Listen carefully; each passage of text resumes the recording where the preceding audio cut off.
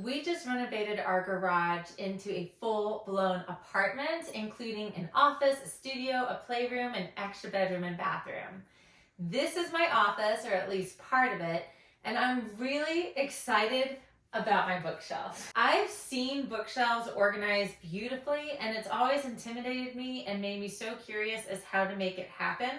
You do not have to be a professional stylist to have a beautiful bookcase.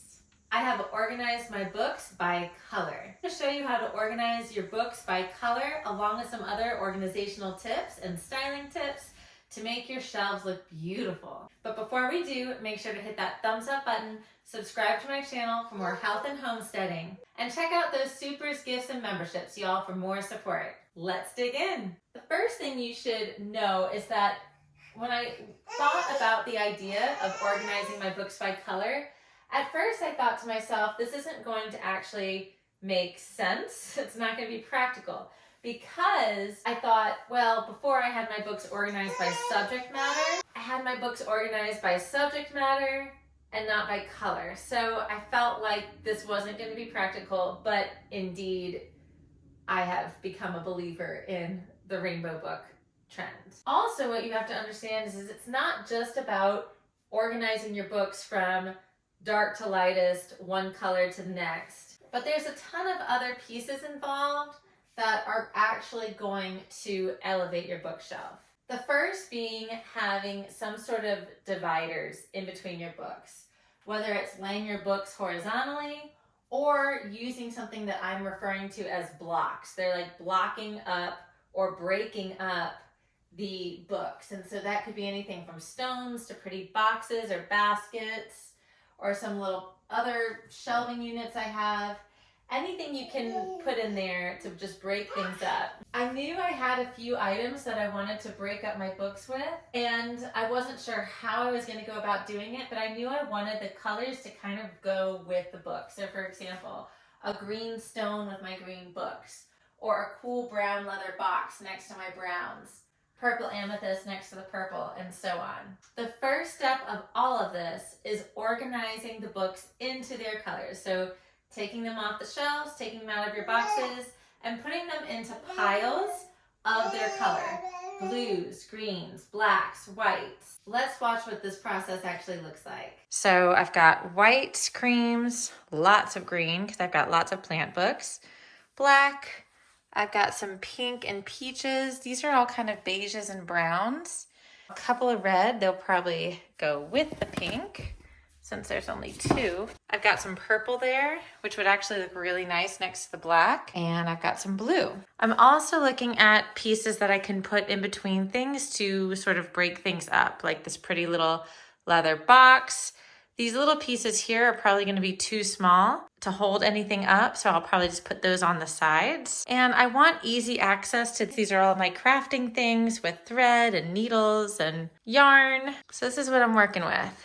What I'm really trying to decide to do is where I'm going to put everything on the color, like in terms of colors, because I've got lots of green. I don't want it to be like white and black and beiges are separate. I wanted those to be connected to colors. So I almost have to figure out like what's going to go with what in terms of the neutrals versus the more colorful colors. I've got 4 colors basically and 3 neutrals. And so if I'm going to work this out, that means that I need to pair one of those colors with each neutral, and I'll have an extra color. So that means the color, there should be 2 colors that go together, which I think should be the pink and the purple, and I think that those should also go with beiges, and that would be a nice little block on its own. All right, I've got this pretty amethyst. I'm also going to just start because I feel like I'm at a creative block,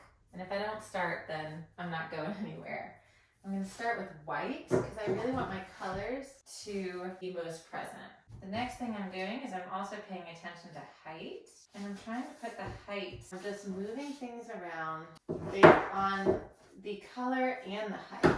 And I think that this is about as good as it's going to get. And the other thing I'm doing, I'm bringing them all together, just like that. I think that looks pretty close, pretty accurate. I have completed at least a yellow pink transition. And now I'm so close to my block to kind of where I want it to be. I'm glad that I put the blocks up there first as good spacers, because now I know that I can just scoot it over a smidget and it really fits perfect. Next up is going to be the purples. Although I'm really torn again because I wanted my purples to go with the blacks. Purple obviously transitions nicely into blue, transitions nicely into green. So I really have to figure out how I'm gonna do that. Here, and anywhere is fine, the floor is fine. I had way more books than I thought. And I'm now at a point where I have to look at where I'm at. I've got all of my whites, my tans, my peaches, pinks, and reds right there. And now is the time to step back and reassess. My first feeling is that I need a break in between this because it's just a little too solid. I also didn't want this much white being the very center of it. It's possible that I'd be able to fit all of the purple and black right here, but I'm gonna need to move some of these books, I think, upside down or on their sides in order to create a little contrast. And I'm also thinking the next strategy is just to get the purples and blacks up so I can see what fits on one row. And then from there, I can decide how I need to break it up, and I'm sure I'll have plenty to do in purple. Alright, I love how this is coming along, but we're at one of those moments where it's like you have to decide on a major factor like this one.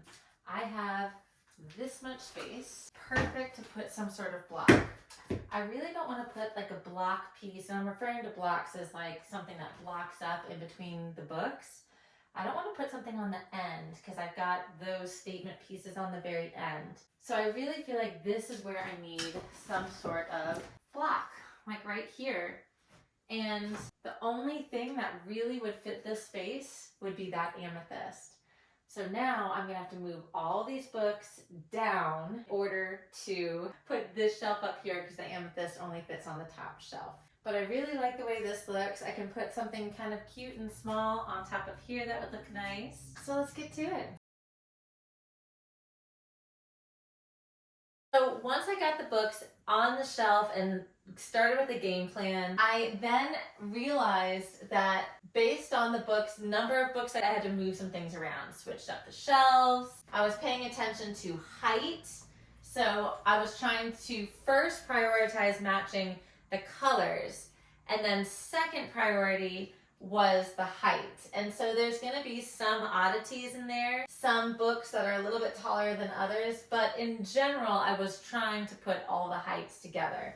I think the color matters the most for the most impact. And another thing that I had to take into consideration were my neutrals. So blacks, whites, and even beiges, and how I could pair them based on the space available and the colors that I wanted to pair them with. So this is the final result, and I am so happy with it. And it turns out it's more practical than I thought. These are all books that I have mostly read, and so I know what the book looks like in my mind. I know which section to go to in order to find it. It might even be more practical than by organizing them by section. I hope you enjoyed this edition of the Holistic Homestead with my new office. If you did, please make sure to hit that thumbs up button, subscribe to my channel for more health and homesteading, and check out those supers, gifts, and memberships for more support.